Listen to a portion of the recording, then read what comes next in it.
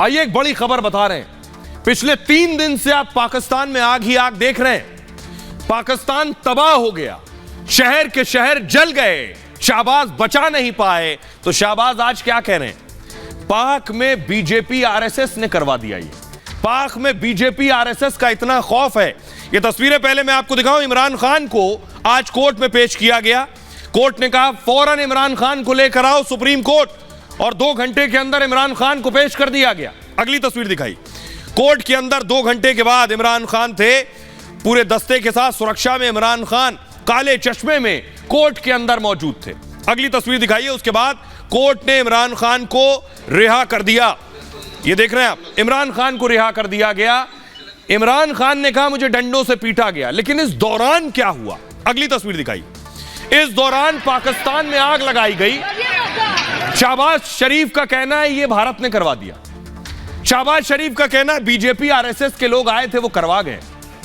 अब अपने आप में हास्यास्पद है कि बीजेपी आरएसएस को लोग जाकर जहाज जलाया है। अगली तस्वीर दिखाइए जरा। शहबाज शरीफ का कहना है ये जो तोड़फोड़ हो रही है ये बीजेपी आरएसएस ने करा दी है। सोचिए, बीजेपी आरएसएस के लोग फ्लाइट लेकर पाकिस्तान गए, ये तोड़फोड़ करके वापस आ गए। अपने आप में मजाक बनवा रहे हैं पाकिस्तान के लोग, पाकिस्तान की सरकार। न पुलिस से संभल रहे हैं हालात, न आर्मी से संभले। जब नहीं संभले तो कहा बीजेपी आरएसएस ने करवाया। अगली तस्वीर दिखाई जरा। ये देख रहे हैं आप, लोग, पाकिस्तान के लोग सेना पर हमला कर रहे हैं, लाठी डंडे पत्थर से मार रहे हैं। ये पाकिस्तानी लोग हैं, लेकिन शहबाज शरीफ का कहना है ये बीजेपी आरएसएस के लोग हैं।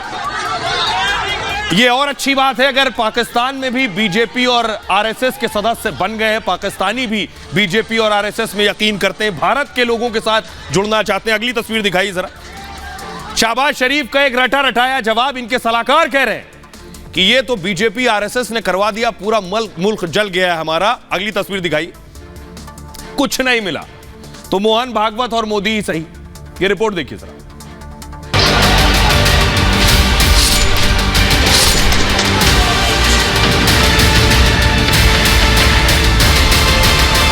पाकिस्तान के इन हालात के लिए बीजेपी और आरएसएस जिम्मेदार है।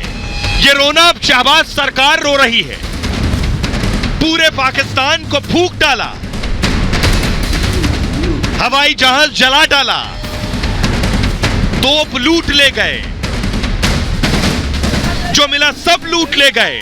लुटा पिटा पाकिस्तान अपने देश के हालात के लिए बीजेपी और आरएसएस को जिम्मेदार ठहरा रहा है। शहबाज को सपने में भी पीएम मोदी और भागवत ही दिख रहे हैं। आरएसएस के कहने पे मैं बड़ा संगीन, ये मुट्ठी भर लोग 50-50 की टोलियां इनके बीजेपी से राब्ते हैं, इनके आरएसएस से राब्ते हैं। कोई कोरमा लूट ले गया, कोई मोर उठाए भाग रहा है, कोई कमांडर के घर से कबाब ले उड़ा। पूरी दुनिया में मजाक बन गया पाकिस्तान। अपने देश की बर्बादी का ठीकरा बीजेपी आरएसएस पर फोड़ना चाहता है। शहबाज सरकार के मुताबिक बीजेपी आरएसएस के लोग पाक में घुसकर ये सब कर रहे हैं। आरएसएस के कहने पे मैं बड़ा संगीन, ये मुट्ठी भर लोग 50-50 की टोलियां इनके बीजेपी से राब्ते हैं, इनके आरएसएस से राब्ते हैं। जिस मुल्क के होने पर दुनिया लानत भेज रही हो, जिसका एक देश होना भी दुर्भाग्य हो, जिस देश में कभी आटे पर लड़ाई हो तो कभी एक भ्रष्ट नेता की गिरफ्तारी पर देश जला दिया जाए, ऐसा देश और उसकी आवाम अपने मुकद्दर पर रोते हैं और फिर ठीकरा पड़ोसी पर फोड़ते हैं। आरएसएस के कहने पे मैं बड़ा संगीन, ये मुट्ठी भर लोग 50-50 की टोलियां इनके बीजेपी से राब्ते हैं, इनके आरएसएस से राब्ते हैं। और मुझे पक्का यकीन है इनका नाम तरार है। इन्हें सुनने के बाद भारत का एक एक शख्स हंस रहा होगा और इनका मजाक उड़ा रहा होगा कि अपना देश जल रहा है, संभल नहीं रहा है, और जब न संभले तो बीजेपी और आरएसएस जिम्मेदार है। देखिए जरा क्या कह रहे हैं, क्या कह रहे हैं, क्या आरोप लगा रहे हैं और अपना मजाक बनवा रहे हैं दुनिया में। देखिए जरा, इमरान खान को पकड़ लिया और उसके बाद जेल में डाल दिया। सब कुछ आग लगा दी गई पाकिस्तान के अंदर। भाईजान कटोरा लेकर घूम रहे हैं दुनिया में। कह क्या रहे हैं? हिंसा पर पाक सरकार का यह दिवालियापन सामने आया है। हिंसक घटनाओं के लिए बीजेपी आरएसएस जिम्मेदार है। शहबाज शरीफ के सलाहकार को सुना आपने, इनका नाम है अताउल्लाह तरार। पाकिस्तान में जो देख रहे हैं वो सब हिंदुस्तान के आदमी हैं, इनका कहना। हिंसा के लिए भारत से लोग भेजे गए हैं। ये लोग मुल्क के हालात बिगाड़ने में लगे हैं। वो पाकिस्तान में शांति नहीं होने देना चाहते हैं। वो बीजेपी आरएसएस के इशारे पर हिंसा फैला रहे हैं। वो मोर लूट के ले जा रहा था, कोई स्ट्रॉबेरी ले जा रहा था। सोचिए, इमरान की गिरफ्तारी पर भारत में जश्न मन रहा है। भारत में जगह जगह मिठाइयां बांटी जा रही हैं। पाकिस्तान के बिगड़ते हालात से भारत खुश है। पीएम के सलाहकार का बयान पीएम के बयान जितना अहम है, यानी अताउल्लाह तरार का बयान पाकिस्तान सरकार का बयान है, क्योंकि शहबाज के वो सलाहकार हैं, विशेष सलाहकार हैं, स्पेशल एडवाइजर। पाकिस्तान सरकार हिंसा की जांच से दरअसल बचना चाहती। अब कोई है नहीं, आरोप किस पर लगाएं, तो बीजेपी आरएसएस पर आरोप लगा दीजिए। इसलिए वो हिंसा का ठीकरा भारत पर फोड़ रहे हैं। पाकिस्तान के लोगों का ध्यान भटकाने की कोशिश हो रही है। साथ ही इमरान समर्थकों पर कार्रवाई से बचने का प्लान। अब आपको सुनवाता हूं जरा पाकिस्तान के वो विशेष नमूना सलाहकार, उनको सुनिए जरा। अताउल्लाह तरार, जो अपने देश में लूट पर बीजेपी आरएसएस को जिम्मेदार ठहराना। यहां भारत से बीजेपी आरएसएस के सदस्य फ्लाइट लेकर पाकिस्तान गए और उन्होंने ये सब किया। सुनिए जरा। और कल जो हुआ, मैं बिल्कुल वाजे कर दूं, कल जो आरएसएस के कहने पे मैं बड़ा संगीन इल्जाम लगाने जा रहा हूं। आरएसएस, ये जितने लोग हैं, ये पाकिस्तान के हक में नहीं है। ये मुट्ठी भर लोग, 50-50 की टोलियां, इनके बीजेपी से राब्ते हैं, इनके आरएसएस से राब्ते हैं। कल इंडिया में खुशियां मनाई गई हैं, इंडिया में खुशियां मनाई गई हैं, मिठाइयां बांटी गई हैं। कल बीजेपी ने, आरएसएस ने इंडिया के अंदर खुशियां मनाई हैं कि कोर कमांडर के घरों तक ये लोग गए हैं 50-50 की टोलियों में। इनको कुचलना कोई प्रॉब्लम नहीं है। तो बीजेपी और आरएसएस सुनकर बहुत खुश होंगे कि अगला चुनाव हम पाकिस्तान में भी लड़ सकते हैं। अगर हम इतने ताकतवर हो गए पाकिस्तान के अंदर, वहां का लोक संसद का चुनाव, विधायक का चुनाव, पार्षद का चुनाव लड़ा जा सकता है। अगर इतनी ताकत है पाकिस्तान के अंदर, तरार साहब को जरा देखना चाहिए कि पाकिस्तान में जो लोग कोरमा लूट कर ले जा रहे हैं, कबाब लूट कर ले जा रहे हैं, ये कौन लोग हैं, इनकी शक्लें देखिए और पहचानिए। सुनिए जरा। माल उठाया है। ये क्या है? इनको मैं आप उनका कोरमा ले आए? ये क्या लाए? देखिए नहीं, ये कोरमा और भिंडी। आंटी आप क्या लेके जा रही है? नूडल्स, सैलड लेके जा रही है। ये क्या लेके जा रहे हो? क्या डाल रहे हो? Tomato ketchup. ये क्या है भाई? ये क्या है? ये क्या है? माल उठाया है। ये क्या है? इनको मैं आप उनका कोरमा ले आए? ये क्या लाए? नहीं, ये कोरमा और भिंडी। आंटी आप क्या लेके जा रही है? नूडल्स, सैलड लेके जा रही है। ये क्या लेके जा रहे हो? क्या डाल रहे हो? Tomato ketchup. ये क्या है भाई? ये क्या है? ये क्या है? देखिए, कोरमा लूट कर ले जाने वाले कौन हैं? तरार साहब बेहतर बताएंगे। लेकिन ये मोर लूट कर ले जाने वाले कौन हैं? देखिए जरा, मोर लूट कर ले गए। ये पाकिस्तान की तस्वीरें मैं दिखा रहा हूं, ये बीजेपी आरएसएस के लोग लग रहे हैं। अगली तस्वीर दिखाई जरा। ये देख रहे हैं, वहां के जो एंटीक पीसेस थे, घर में रखे गए थे सजाने के लिए, वो सब उठा कर ले गए। ये देखिए, ये अजूबा मुल्क है। एक नेता गिरफ्तार हो जाए भ्रष्टाचार के आरोप में, आग लगा डालो, लूट लो जो कुछ लूटना है। और इनका कहना है कि बीजेपी आरएसएस वाले ले गए। अब जरा सुनिए, ये जो आज पाकिस्तान में हो रहा है, ये जो पाकिस्तान में हालात हैं, हम आप आज देख रहे हैं, लेकिन प्रधानमंत्री मोदी ने सालों पहले इस हालात की भविष्यवाणी कर दी थी। सुनिए जरा। कि हमें दुनिया के बराबरी करनी है। हमने बहुत सारा समय हमारा इंडिया पाकिस्तान में खराब कर दिया। अरे वो अपनी मौत मरेगा भी, उसको छोड़ दो, हम आगे निकल चलो। कि हमें दुनिया के बराबरी करनी है। हमने बहुत सारा समय हमारा इंडिया पाकिस्तान में खराब कर दिया। अरे वो अपनी मौत मरेगा भी, उसको छोड़ दो, हम आगे निकल चलो।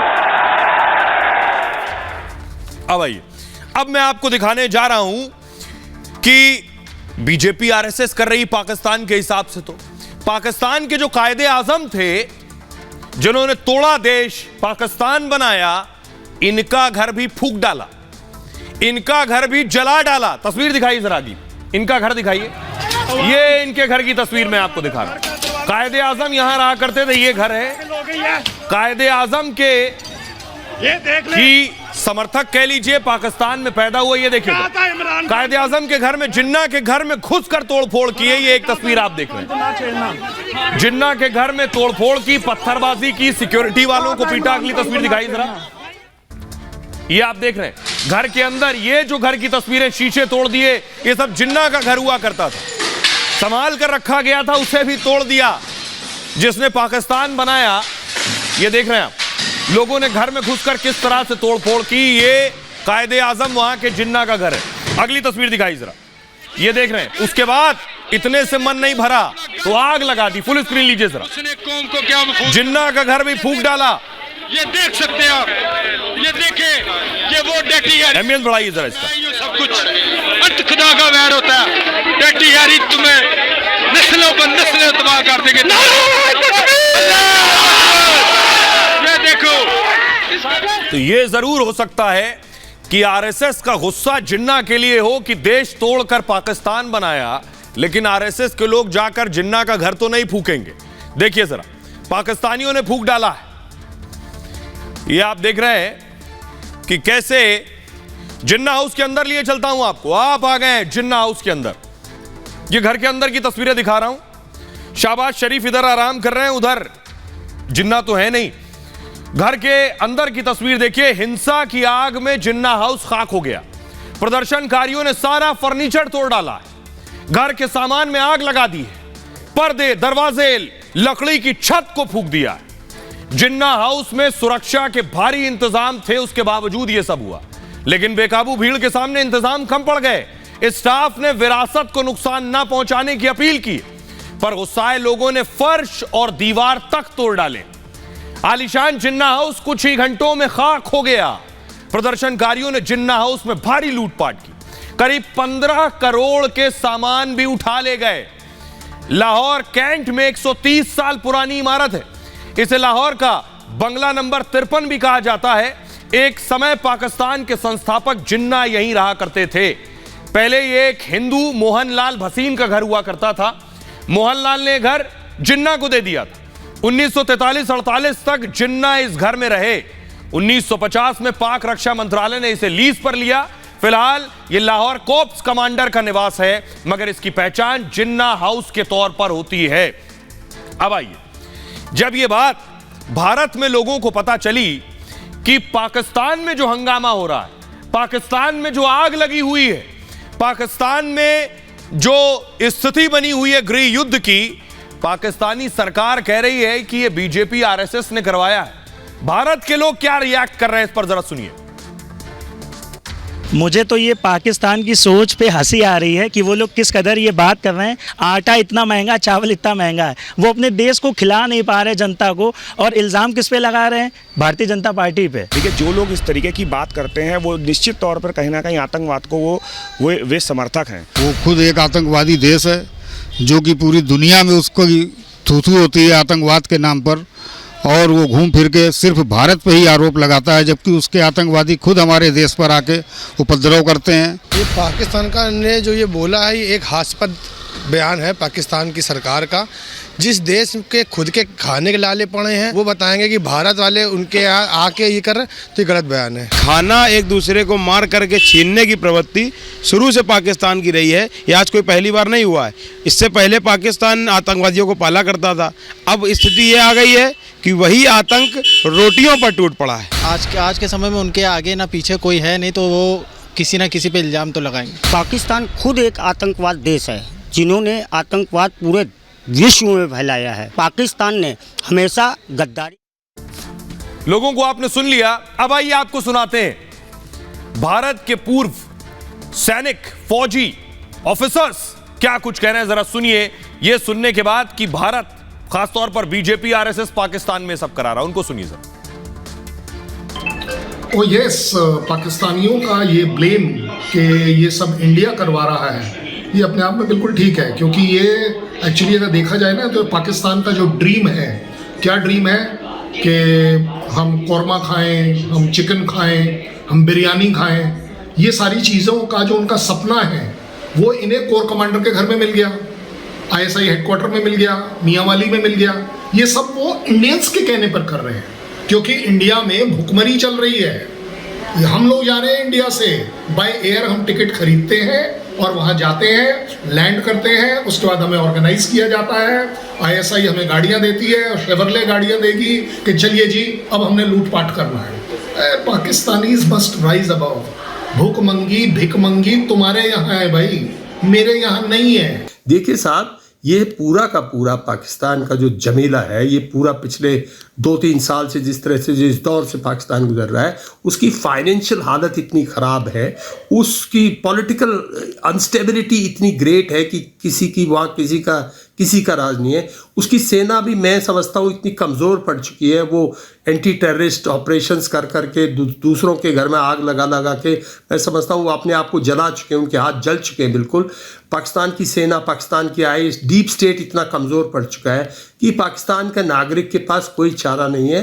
सिर्फ वो जब भी मौका लगेगा, जब ऐसे गदर होएगा, जब ऐसे इस किस्म का माहौल होएगा, सिविल अनरेस्ट होएगा, लॉलेसनेस होएगी। आइए, इस हंगामे के बीच पाकिस्तान क्या टूटने वाला है? क्योंकि जो हालात पाकिस्तान में एक आटे की लड़ाई के बाद, एक इमरान की गिरफ्तारी के बाद जो शुरू हो रहा है, वो इशारा कर रहा है कि ज्यादा दिन मुल्क के तौर पर पाकिस्तान नहीं रहने वाला। इमरान खान को रिहा कर दिया गया। कोर्ट में इमरान खान पहुंचे और बताया बहुत डंडे मारे। इमरान खान ने बताया 3rd डिग्री टॉर्चर दिया है, लाठियों से पीटा गया है। आइए अब आपको सुनवाता हूं वकील जो मौजूद थे सुप्रीम कोर्ट में, उन्होंने क्या कहा, सुनिए। हाई कोर्ट का जो फैसला था वो गैर कानूनी था। जो वाकया हुआ मैं बता दूं, मैं आई विटनेस हूं, हर जगह मैं बयान दूंगा कि ना सिर्फ गैर कानूनी था बल्कि बदनीति पर मबनी था। इमरान खान साहब को इज्जत अल्लाह ने दी है। सुप्रीम कोर्ट ने अपने गेट से ईद किया, लेकिन हम हर तारीख को कहते तो खुदा के लिए इस शख्स की जान को खतरा है, हम दरखास्तें देते थे, लेकिन उन्होंने कहा जनाब गेट के अंदर नहीं हो सकते। और इमरान की रिहाई के बाद देखिए क्या हुआ। इमरान की रिहाई के बाद ये सेलिब्रेशन हुए, देख रहे हैं आप, जश्न मनना शुरू हो गया जगह जगह। ये तस्वीर मैं आपको दिखा रहा हूं, जमन पार्क, इमरान खान के घर के बाहर की तस्वीरें इस वक्त आप देख रहे हैं टीवी स्क्रीन पर। अगली तस्वीर दिखाई, पेशावर की तस्वीर आपको दिखाता हूं। ये पेशावर की तस्वीर आप देख रहे हैं। यही लोग जो थोड़ी देर पहले तक, कल तक आग लगा रहे थे, घरों में तोड़फोड़ कर रहे थे, यही जश्न मना रहे थे। अगली तस्वीर दिखाई सर, रावलपिंडी की तस्वीर आप देख रहे हैं। रावलपिंडी में बहुत तोड़फोड़ हुई थी, ये सब उनमें शामिल रहे होंगे, संभव है। इमरान की रिहाई के बाद सब जश्न मना रहे हैं, नाच गा रहे हैं, ढोल बजा रहे हैं। अगली तस्वीर दिखाई जरा। और उसके बाद मिठाई बंटनी शुरू हुई, इमरान खान कोर्ट से रिहा किए गए। आइए मैं आपको बताता हूं, इमरान खान वैसे तो क्रिकेटर रहे हैं, और क्रिकेटर होने के नाते जब इमरान खान गिरफ्तार किए गए तो उनके साथी, पुराने साथी जिन्होंने उनके साथ क्रिकेट खेला है या उनको गेंदबाजी करते हुए देखते हुए बड़े हुए हैं, वो भी इमरान के साथ खड़े थे। क्या कुछ लिख रहे हैं वो क्रिकेटर, जिन्हें संभव है आप भी जानते होंगे। सबसे पहले वसीम अकरम ने लिखा, आप एक शख्स हैं लेकिन आपके पास लाखों लोगों की ताकत है, मजबूत बने रहिए कप्तान। वकार यूनुस ने लिखा, आपको और अधिक ताकत मिले इमरान, आइए हमारे नेता और स्वतंत्रता की रक्षा करें।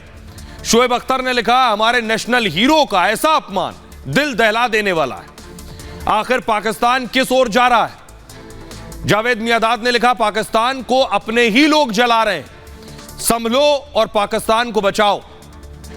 शाहीन शाह अफरीदी ने लिखा, बस ये याद रखना है कि पाकिस्तान है तो हम हैं। तो ये सारे खिलाड़ी इमरान खान के साथ खड़े हुए थे।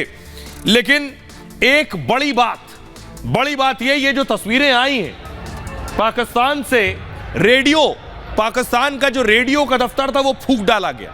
ऐसे लोग पाकिस्तान में जो अपने देश में आग लगा रहे हैं सिर्फ एक गिरफ्तारी के बाद, ये लोग क्या कर सकते हैं? क्या ये लोग देश तोड़ सकते हैं? अगली तस्वीर दिखाइए जरा, ये आप देख रहे हैं, आग लगा दी गई। ये बड़ा धमाका हुआ पाकिस्तान, भीषण आग आपको नजर आ रही है। सवाल ये है, एक और तस्वीर मैं आपको दिखाऊंगा। एक शख्स है पाकिस्तान के पूर्व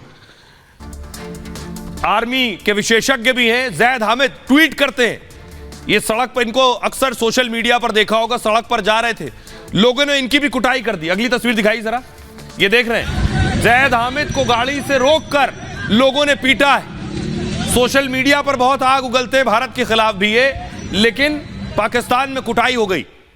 तो सवाल यह है कि जिस ओर पाकिस्तान बढ़ रहा है, यह बता रहा है कि बहुत जल्द खंड खंड हो जाएगा, कई हिस्सों में टूट जाएगा। बांग्लादेश अलग हो चुका है, जो ईस्ट पाकिस्तान हुआ करता था। अभी पाकिस्तान के 4 और टुकड़े होंगे, कैसे, ये बात करेंगे, जरा रिपोर्ट देखिए।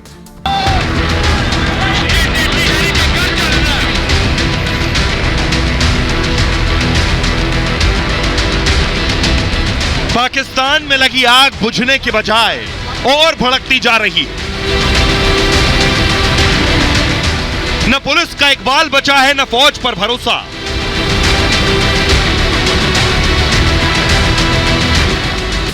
मुल्क जिस हाल में खड़ा है, उसके आगे एक ही तस्वीर नजर आती है, और वो है टुकड़े टुकड़े पाकिस्तान। 52 साल पहले भी ऐसा ही हुआ था। सेना और सरकार से लोगों का भरोसा उठ गया था, तब पाकिस्तान से टूटकर बांग्लादेश बना था।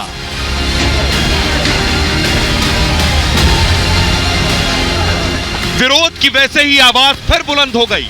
इमरान ने आवाम में आक्रोश की जो आग लगाई, उसका अंजाम खंड खंड पाकिस्तान ही नजर आता है।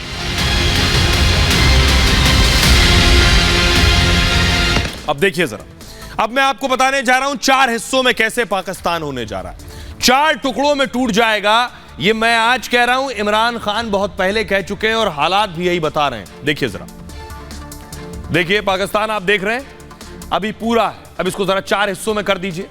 बलूचिस्तान, सिंध, खैबर पख्तूनख्वा और पंजाब, ये 4 हिस्से पाकिस्तान के होंगे। यही हालात रहे। बलूचिस्तान अलग लड़ाई लड़ रहा है, खैबर पख्तूनख्वा ऊपर आप देख रहे हैं जो डार्क ग्रीन में, वहां तालिबान पाकिस्तान घुसा हुआ है।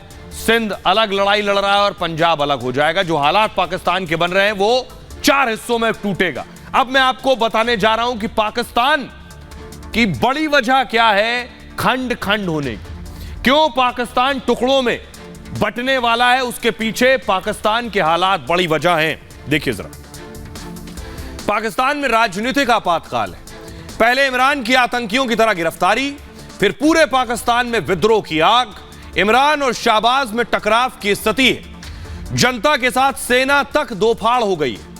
वर्चस्व की जंग में ही खत्म हो सकता है पाकिस्तान। इमरान की गिरफ्तारी से पाक आर्मी दो फाड़ हो गई। तालिबान पाकिस्तान हर दिन बड़ी चुनौती बनता जा रहा है। टीटीपी ने तो पाक में नई सरकार घोषित कर दी है। अफगानिस्तान में घुसकर तालिबान को मारने की स्थिति नहीं है। अगर घुसकर हमला किया तो तालिबान सीधी चढ़ाई करेगा। कंगाल और भूख से मरते पाकिस्तान पर कब्जा आसान है। पाकिस्तान की रोटी कर्ज के सहारे चल रही है। कर्ज लेने के लिए शाहबाज एड़ी चोटी का जोर लगा रहे हैं। हर बार नई शर्तों की तामील पर कर्ज का पैसा मिलता है। कर्ज से ही पाकिस्तान पुराने कर्ज की किश्त अदा कर रहा है। जलते हुए पाकिस्तान को अगला कर्ज भी मुश्किल है। कर्ज नहीं मिल पाया तो पाकिस्तान डिफॉल्टर होगा, और डिफॉल्टर होगा तो मतलब आर्थिक तौर पर पाक का खात्मा। पाकिस्तान का तंत्र पूरी तरह से फेल हो चुका है और यह अपने आप में सबसे बड़ा संकट है। हर संगठन अपनी ताकत दिखाने की कोशिश कर रहा है। अब यह ताकत भाषण की भीड़ से सड़क तक आ गया। दूसरी तरफ सरकार और सेना में आपस में टकराव है। सेना ही तय करती है कि पाकिस्तान में सत्ता किसकी होगी। अब सत्ता के लिए इमरान का संग्राम सड़क पर उतर आया है। ऐसे में सेना और सत्ता आपस में लड़कर ही खत्म हो जाएंगी। साथ ही साथ प्राकृतिक आपदाएं, बाढ़, भूकंप और तूफान भी पाकिस्तान का संकट है। यह संकट सरकार के खजाने पर काफी बोझ डाल रहे हैं। सितंबर 2022 में आई बाढ़ से पाकिस्तान के हालात खराब हो चुके हैं। तब से पाकिस्तान उबर नहीं पाया है। एक पाकिस्तान के आम इंसान को सुनिए। पाकिस्तान को, अपने देश को जब कोई गाली देने की स्थिति में आ जाए तो समझिए उस मुल्क के हालात क्या होंगे। सुनिए।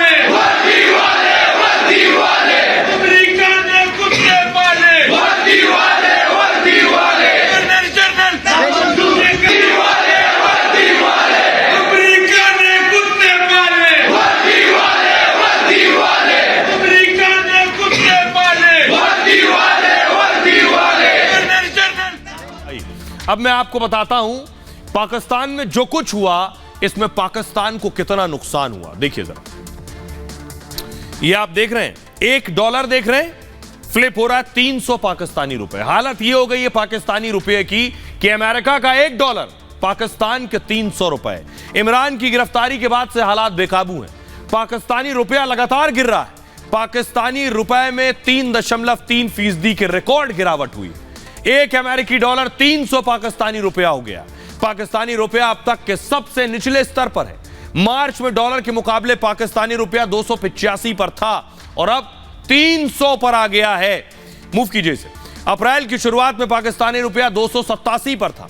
हिंसा में सैकड़ों करोड़ की संपत्ति का नुकसान हुआ है। सैकड़ों सरकारी इमारतों में आग लगा दी गई। पुलिस और सेना के सैकड़ों वाहनों को फूंक दिया गया। जिन्ना हाउस से उपद्रवियों ने 15 करोड़ रुपए लूट लिए सामान। पाकिस्तान दिवालिया होने की कगार पर है। पाकिस्तान में महंगाई दर 36% के ऊपर है, 36% से ज्यादा। 1 किलो आटे की कीमत 100 रुपए और 200 रुपए है। लाखों लोग भूखे पेट सोने को मजबूर हैं। यह है पाकिस्तान का हाल। बहरहाल अगर पाकिस्तानी जर्नलिस्ट क्या कुछ कह रहे हैं जरा मैं वो दर्शकों को आइए। अब मैं खबरों में आगे बढ़ता हूं। अगली खबर है महाराष्ट्र के सरदार शिंदे सरकार। एक बहुत अच्छी खबर एकनाथ शिंदे के लिए आई, क्योंकि पिछले दिनों खबर यह थी कि उद्धव ठाकरे और उनके करीबी संजय राउत कह रहे थे कि 2 हफ्ते बचे हैं, 2 हफ्ते बाद इनकी कुर्सी चली जाएगी और मुख्यमंत्री पद भी जाएगा। लेकिन आज सुप्रीम कोर्ट से अच्छी खबर शिंदे के लिए आई। अगली तस्वीर दिखाई। इस अच्छी खबर के बाद देखिए जरा, एकनाथ शिंदे ने मिठाई बांटी। एकनाथ शिंदे ने मिठाई खिलाई अपने समर्थकों को, अपने करीबियों को। बताऊंगा पूरी खबर क्या है। जो लोग इंतजार कर रहे थे कि शिंदे मुख्यमंत्री नहीं रहेंगे 2 हफ्ते बाद, उनको आज नींद नहीं आने वाली है रात भर। ये रिपोर्ट देखिए। पण सरकार टिकत नाही। डेथ वॉरंट निघालेलं आहे सरकार। या सरकारचं डेथ वॉरंट निघालेलं आहे। मी देवेंद्र गंगाधरराव फडणवीस ईश्वर साक्ष शपथ घेतो की महाराष्ट्र राज्याचा उपमुख्यमंत्री म्हणून उद्धव ठाकरे से लेकर संजय राउत तक कुछ हफ्तों में सरकार पलटने के ख्वाब देख रहे थे, लेकिन इनका सपना तो मुंगेरी लाल का हसीन सपना साबित हुआ। पिछले दिनों महाराष्ट्र की सियासत में खूब सपने देखे गए। महाविकास आघाड़ी और उसके नेताओं ने ऐसे ऐसे सपने देखे कि मुंगेरी लाल भी फेल हो गए। उद्धव गुट को तो ऐसा लग रहा था जैसे 11 मई के बाद उद्धव फिर से मुख्यमंत्री बनने वाले हैं, शपथ लेने वाले हैं। ते पुढल्या 15 ते 20 दिवसामध्ये गडगडल्याशिवाय राहणार। पण हे सरकार टिकत नाही। डेथ वॉरंट निघालेले आहे सरकार। देणं अजून काही सुधारताना वाटत असतील तर करणं, पण महत्त्वाची गोष्ट ही आहे की उगाच सरकार बदललं म्हणून प्रोजेक्ट्सना स्थगिती देणं हे योग्य नाही राहत। लेकिन उद्धव गुट के ख्वाब धराशायी हो गए। सुप्रीम कोर्ट ने 2 टूक कह दिया कि महाराष्ट्र के मुख्यमंत्री शिंदे हैं और शिंदे ही रहेंगे, क्योंकि उद्धव मैदान छोड़कर भाग खड़े हुए। विधानसभा में बहुमत साबित करने से पहले ही इस्तीफा दे दिया था। हम लोगों ने जो सरकार स्थापित किया है वो पूरी तरह से कानून और घटना इसका आदर करते हुए हम लोगों ने किया है, और जो जिनके पास बहुमत नहीं था उन्होंने रिजाइन किया है।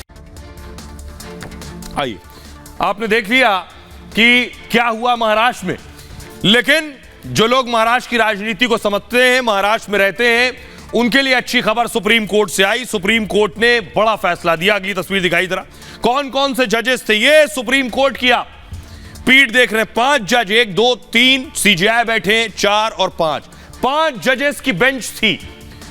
शिंदे की सरकार रहेगी या जाएगी, आज ये बड़ा फैसला आना था। अगली तस्वीर दिखाइए जरा, कौन कौन से जज थे वो मैं आपको दिखाने जा रहा हूं। देखिए, संविधान पीठ में chief justice of India D Y Chandrachud साहब थे, जस्टिस एमआर शाह थे और जस्टिस कृष्ण मुरारी उनकी बेंच थी। जस्टिस हेमा कोहली इस बेंच में थी, जस्टिस पीएस नरसिम्हा, ये 5 जजेस की बेंच थी। अब मैं आपको दिखाता हूं कि आखिर सुनवाई सुप्रीम कोर्ट में हो रही थी तो उद्धव गुट हो या फिर शिंदे गुट हो, दोनों ने बड़े बड़े वकील उतारे थे पैरवी के लिए। देखिए जरा, दलील देने के लिए हाई प्रोफाइल एडवोकेट्स कौन कौन थे। एकनाथ शिंदे की तरफ से हरीश साल्वे साहब, महेश जेठमलानी, नीरज किशन कौल और अभिकल्प प्रताप सिंह, ये 4 वकील उन्होंने पैरवी की। उद्धव ठाकरे की तरफ से देवदत्त कामत, कपिल सिब्बल, अभिषेक मनु सिंघवी और अमित आनंद तिवारी, ये 4 वकील थे। आइए अब मैं आपको बताता हूं कि आखिर इस पूरे सुनवाई के दौरान, दलीलों के दौरान यह लग रहा था कि दरअसल एकनाथ शिंदे ने जो शपथ ली थी मुख्यमंत्री पद की, ये वो तस्वीर आप देख रहे हैं, लेकिन सरकार गिर जाएगी। लेकिन सुप्रीम कोर्ट में क्या हुआ ये आपको बताता हूं। सुप्रीम कोर्ट की सुनवाई के दौरान दलीलें दी गई, दलीलों के बाद आज फैसला आया। फैसला क्या आया ये देखिए जरा। सुप्रीम कोर्ट ने क्या कुछ कहा ये आपको बताते हैं और इस पर सभी की नजरें थी। सुप्रीम कोर्ट से जो बड़ी चीज निकल कर आई वो ये कि एकनाथ शिंदे मुख्यमंत्री बने रहेंगे। सुप्रीम कोर्ट ने सरकार पर मुहर लगा दी। उद्धव गुट ने शिंदे सरकार को दरअसल चुनौती दी थी। उद्धव ने शिंदे सरकार को असंवैधानिक कहा था। शिंदे सरकार को बनाने का न्योता सही नहीं है, उनका कहना था। यह कहा गया कि शिंदे सरकार को न्योता दिया गया सरकार बनाने का, यह सही है, सुप्रीम कोर्ट ने माना। शिंदे मुख्यमंत्री हैं और हम उन्हें हटा नहीं सकते, सुप्रीम कोर्ट ने कहा। उद्धव सरकार ने फ्लोर टेस्ट का सामना क्यों नहीं किया? फ्लोर टेस्ट से पहले उद्धव सरकार ने इस्तीफा दे दिया। उद्धव सरकार के इस्तीफे के बाद शिंदे सरकार बन गई, क्योंकि उद्धव के इस्तीफे के बाद ऐसा करना जरूरी था। और सुप्रीम कोर्ट ने बागी विधायकों को अयोग्य ठहराने से भी मना कर दिया। 15 बागी विधायकों का मामला फिलहाल स्पीकर के पास भेज दिया है। सुप्रीम कोर्ट की बड़ी बेंच का फैसला आने तक स्पीकर ही फैसला करेंगे और सुप्रीम कोर्ट ने मामले की विस्तार से सुनवाई के लिए बड़ी बेंच को सौंपा है। फिलहाल विधानसभा में राहुल नार्वेकर स्पीकर की भूमिका में हैं और राहुल बीजेपी विधायक हैं। सरकार पर ऐसे में खतरा नहीं है। सुप्रीम कोर्ट ने राज्यपाल की भूमिका पर जरूर सवाल उठाए हैं, कहा है कि उनका फ्लोर टेस्ट का फैसला सही नहीं था और क्योंकि विपक्ष ने किसी फ्लोर टेस्ट की मांग नहीं की थी, सुप्रीम कोर्ट ने चीफ व्हिप की नियुक्ति पर भी सवाल उठाए। उन्होंने कहा कि गोगावले को चीफ व्हिप नियुक्त करना गलत था, क्योंकि गोगावले को शिवसेना ने नियुक्त नहीं किया था। शिवसेना ने सुनील प्रभु को चीफ व्हिप बनाया था उस वक्त, और व्हिप की नियुक्ति पार्टी करती है, विधायक दल नहीं करता। स्पीकर को पार्टी द्वारा नियुक्त व्हिप ही मानना चाहिए था और यह वजह है कि सुप्रीम कोर्ट से जो फैसला निकल कर आया है वो एकनाथ शिंदे के लिए अच्छी खबर है। जो वकील पैरवी कर रहे थे, जो सुप्रीम कोर्ट के अंदर मौजूद थे, जरा उन्हें सुनिए। सुप्रीम कोर्ट ने कहा है उद्धव ठाकरे जी ने रेजिग्नेशन दी है, इसलिए हम घड़ी की सुई पीछे नहीं कर सकते और इसलिए कोश्यारी जी को एकनाथ शिंदे को बुलाना पड़ा और एकनाथ शिंदे ने अपनी मेजॉरिटी प्रूव की है। तो इसलिए सुप्रीम कोर्ट के डिसीजन के मुताबिक एकनाथ शिंदे गवर्नमेंट आज तो सेफ है और ये मैटर अभी डिस्पोज ऑफ किया गया है। तो अभी गवर्नर और स्पीकर पे तो कड़े शब्द इस्तेमाल किए गए हैं, लेकिन उद्धव ठाकरे जी के इस्तीफे की वजह से ये पूरी केस उनकी ओर से पूरी तहस नहस हो गई और अभी एकनाथ शिंदे ही सीएम रहेंगे। महाराष्ट्र के विषय में जितने भी मूल मुद्दे हैं कानून के, वो हमारे पक्ष में हुए हैं। राज्यपाल का निर्णय गलत है। उन्होंने ऐसे तथ्यों को देखा जो नहीं थे वहां पर, जो वो नहीं देख सकते थे। राज्यपाल का निर्णय को गलत करार किया गया। स्पीकर का निर्णय, जिन्होंने किसी और की विप के ऊपर आधार पर अपना निर्णय किया, उसको गलत माना है। तो हर महत्वपूर्ण कानूनी मुद्दे पे सत्य की विजय हुई है। हम नमन करते हैं उच्चतम न्यायालय को। ये बात सही है कि माननीय उद्धव ठाकरे जो उस वक्त मुख्यमंत्री थे, उन्होंने इस्तीफा दिया, इसलिए उनको रिलीफ नहीं दी। आइए अब मैं आपको बताने जा रहा हूं, सुप्रीम कोर्ट का फैसला आया।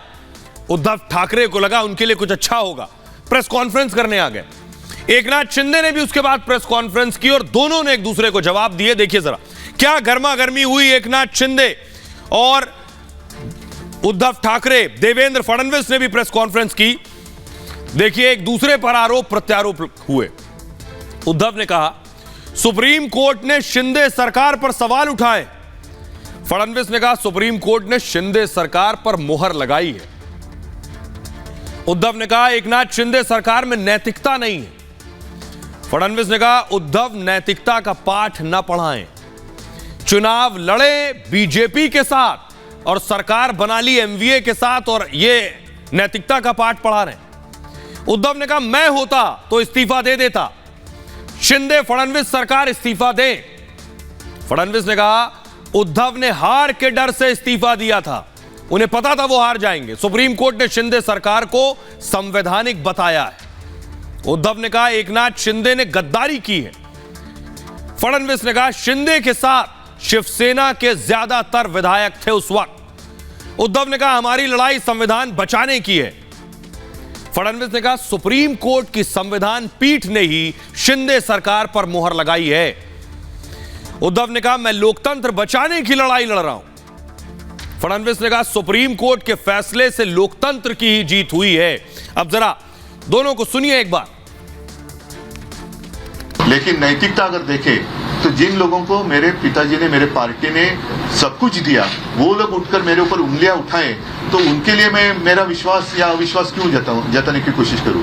तो ऐसे लोगों को अधिकार ही नहीं है मुझे सवाल पूछने का। जिन लोगों ने मेरे पार्टी से सब कुछ लिया और गद्दारी की, तो गद्दार लोग मेरे ऊपर अविश्वास लाए और उसका मैं सामना करूं, कैसे हो सकता है? नैतिकता तो अभी जैसे मैंने नैतिकता का पालन किया, तो अगर इस मुख्यमंत्री में जरा भी कोई नैतिकता होगी तो मुख्यमंत्री और उप मुख्यमंत्री ने इस्तीफा देना चाहिए, जैसे मैंने दिया।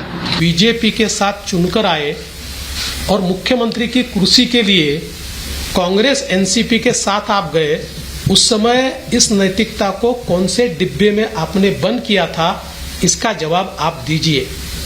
आपने नैतिकता के आधार पर इस्तीफा नहीं दिया था, आपने डर के कारण इस्तीफा दिया था, क्योंकि आप जानते थे कि आपके लोग आपको छोड़कर चले गए हैं, आप विश्वास मत प्रस्ताव नहीं जीतेंगे और एक प्रकार से हारने के बाद शर्मसार होना, इसको टालने के लिए आपने इस्तीफा दिया था। जिस सरकार को सुप्रीम कोर्ट लीगल, लेजिटिमेट और कॉन्स्टिट्यूशनल ठहराता है, उस सरकार के मुखिया से वो इस्तीफा मांगते।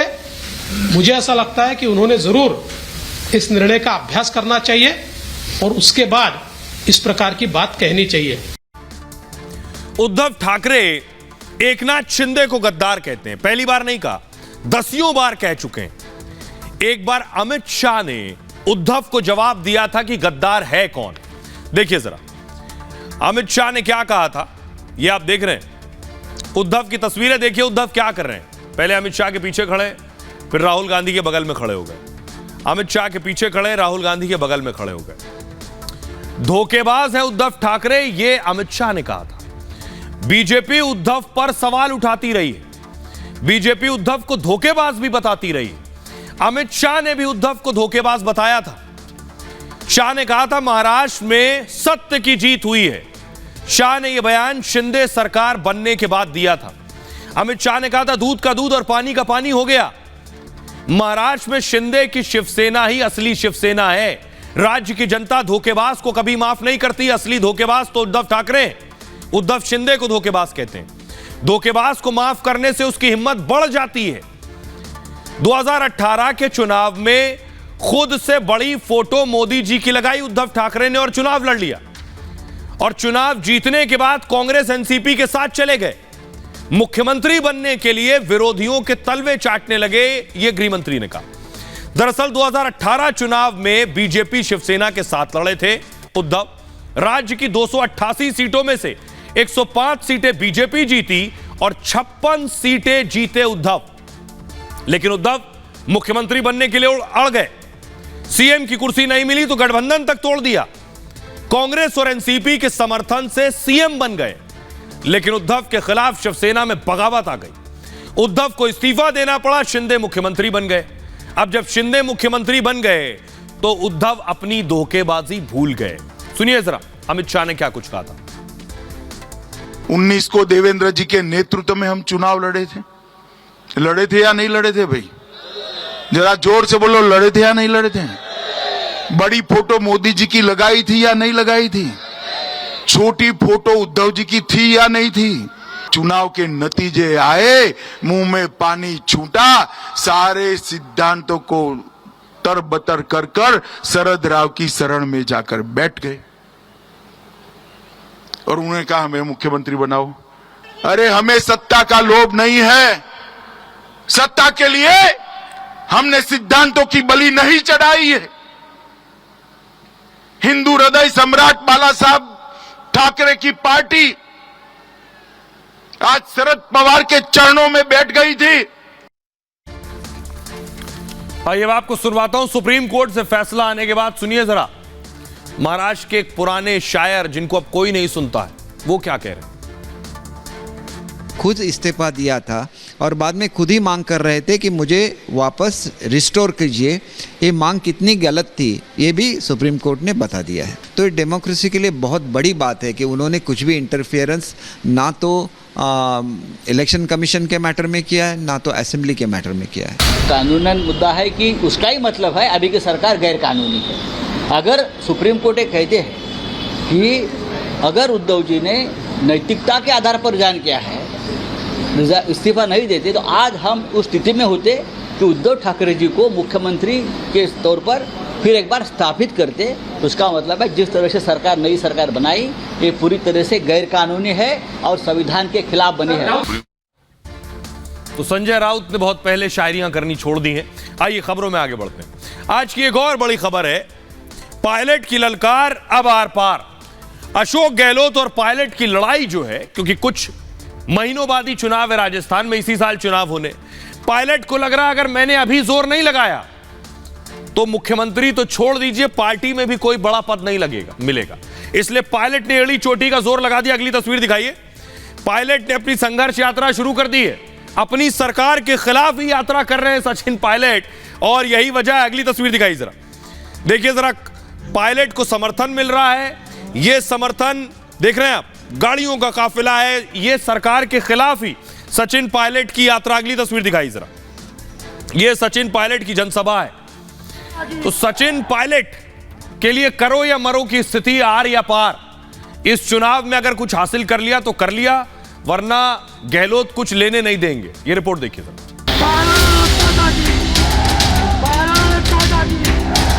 मैं आपसे पूछना चाहता हूं, उन आरोपों की जांच होनी चाहिए कि नहीं होनी चाहिए? वो मैं खानापूर्ति करूंगा अखिल भारतीय कांग्रेस कमेटी के अध्यक्ष को क्या करके उनका पहले वापस दो आप लोग। किसी दलाल के जयपुर के किराए के मकान पे बुलडोजर चल सकता है, तो ये कटारा जो पकड़े गए हैं इस पर बुलडोजर क्यों नहीं चला? सचिन पायलट ने गहलोत के खिलाफ आर पार की लड़ाई का ऐलान कर दिया है।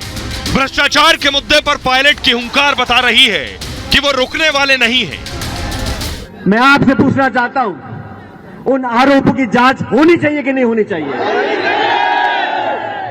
मैं आपसे पूछना चाहता हूं, उन आरोपों की जांच होनी चाहिए कि नहीं होनी चाहिए? भ्रष्टाचार के बहाने पायलट पेपर लीक पर बड़ा हमला बोल रहे हैं। जाहिर है उनके निशाने पर गहलोत है। पेपर लीक में ना तो कोई अधिकारी इन्वॉल्व है ना कोई नेता इन्वॉल्व है। अरे जांच पूरी हुई नहीं, जांच पूरी हुई नहीं, कोई कैसे कह सकता है कि कोई अधिकारी नेता इन्वॉल्व नहीं है? किसी दलाल के जयपुर के किराए के मकान पे बुलडोजर चल सकता है, तो ये कटारा जो पकड़े गए हैं इस पर बुलडोजर क्यों नहीं चला? यात्रा में उमड़ी भीड़ से उत्साहित पायलट ने अपने इरादे भी साफ कर दिए हैं। हम सब लोग राजनीति में हैं और राजनीति में जनता सब जानती है। जनता सब जानती है। कुछ अखबार में छपे ना छपे, असलियत जनता जानती है।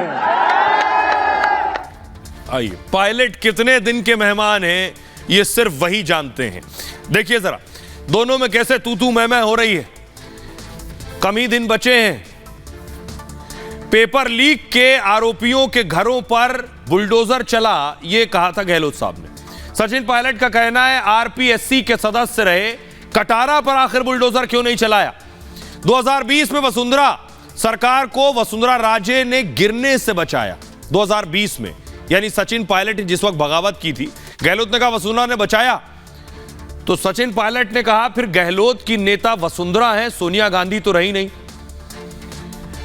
गहलोत ने कहा पायलट कैंप के विधायकों ने 15 से 20 करोड़ रुपए लिए। पायलट ने कहा पैसे वाले आरोपों में कोई दम नहीं है। गहलोत ने कहा विधायक बीजेपी का पैसा वापस लौटा दें। पायलट ने कहा अपने ही विधायकों पर फर्जी आरोप लगा रहे हैं गहलोत ने कहा बीजेपी ने मेरी सरकार को गिराने की साजिश की। पायलट ने कहा वसुंधरा ने बचाई, बीजेपी ने साजिश की। गहलोत बताएं वो क्या कहना चाहते हैं। गहलोत ने कहा एक बड़ा कोरोना हमारी पार्टी में आ गया है। पायलट ने कहा कोरोना गद्दार निकम्मा कहा गया, फिर भी मैंने अपना धैर्य नहीं खोया। सुनिए जरा दोनों को एक बार। अनेकों राज्यों में पेपर लीक हुए हैं, तो जहाँ हमने पेपर लीक कैसे हुआ, किसने किए, उन तक हम पहुँचे हैं। कई अधिकारियों को हमने डिसमिस कर दिया, क्यों को हम लोगों ने उनके मकान के बुलडोजर चला दिए, कानून पास कर दिया। तो इतने कड़े कदम हिंदुस्तान में कहीं नहीं उठाए गए, ये भी देखना पड़ेगा। सरकार और क्या कर सकती है, यही तो कर सकती है। आरपीएससी के सदस्य को गिरफ्तार करने की नौबत आई, लेकिन गिरफ्तारी अधिकारी की हो गई, क्या ये काफी है? कौन कौन लोग इसके पीछे हैं? और मुझे कहा गया कि पेपर लीक में ना तो कोई अधिकारी इन्वॉल्व है, ना कोई नेता इन्वॉल्व है। तो बुनियादी सवाल यह है कि पायलट क्या चुनाव से पहले कांग्रेस से टेक ऑफ कर जाएंगे? पेटी बांध चुके हैं, यानी अपनी पेटी पायलट ने हवाई जहाज में बैठने के बाद बांध ली, अब सिर्फ टेक ऑफ करने की देर है। देखिए जरा, मना करने के बाद भी पायलट ने यात्रा निकाली, जो संघर्ष यात्रा कर रहे हैं। सचिन पायलट ने पार्टी की बात नहीं मानी। सचिन पायलट ने फिर भ्रष्टाचार का मुद्दा उठाया और पेपर लीक को लेकर गहलोत सरकार को घेरा है। कहा अजमेर के आरपीएससी ऑफिस से पेपर लीक हो गए, यहीं से जन संघर्ष यात्रा की शुरुआत कर रहा हूं। पद यात्रा भ्रष्टाचार के खिलाफ है। अजमेर से जयपुर तक 125 किलोमीटर की यात्रा है। अजमेर से 5 दिन बाद यात्रा जयपुर पहुंचेगी। पायलट की यात्रा गहलोत सरकार को चुनौती है। पायलट आर पार की लड़ाई के मूड में आ गए हैं। पायलट चाहते हैं उन्हें राजस्थान कांग्रेस में फ्री हैंड मिले, उन्हें सीएम चेहरे के रूप में प्रोजेक्ट किया जाए, या फिर पार्टी खुद उनके खिलाफ एक्शन ले ले। ऐसा होने पर पायलट को लोगों की सहानुभूति मिलेगी, जिससे आगे की सियासी जमीन उनकी मजबूत होगी। प्रधानमंत्री नरेंद्र मोदी राजस्थान में थे, कल चुनाव आ रहे हैं, प्रधानमंत्री पहुंचे थे, कई योजनाओं की शुरुआत की उन्होंने। जरा सुनिए प्रधानमंत्री ने भी कैसे चुटकी ली है गहलोत और पायलट की लड़ाई पर। ये कैसी सरकार है जहां मुख्यमंत्री को अपने ही विधायकों पर भरोसा नहीं है। ये कैसी सरकार है जहां विधायकों को अपने सीएम पर भी भरोसा नहीं है। सरकार के भीतर सब एक दूसरे को अपमानित करने की होड़ लगाए बैठे हैं। जब कुर्सी पूरे 5 साल संकट में ही पड़ी रही हो, तो ऐसे में राजस्थान के विकास की किसे परवाह होगी। इसलिए ही आज कांग्रेस शासन में राजस्थान में कानून और व्यवस्था पूरी तरह तबाह हो चुकी है। तो कोई नहीं जानता चुनाव से पहले पायलट कब कांग्रेस से उड़ जाएं। बहरहाल आप अपना बहुत ख्याल रखिए। एक छोटे से ब्रेक के लिए रुक रहे हैं, लौट रहे हैं कुछ और बड़ी खबरों के साथ।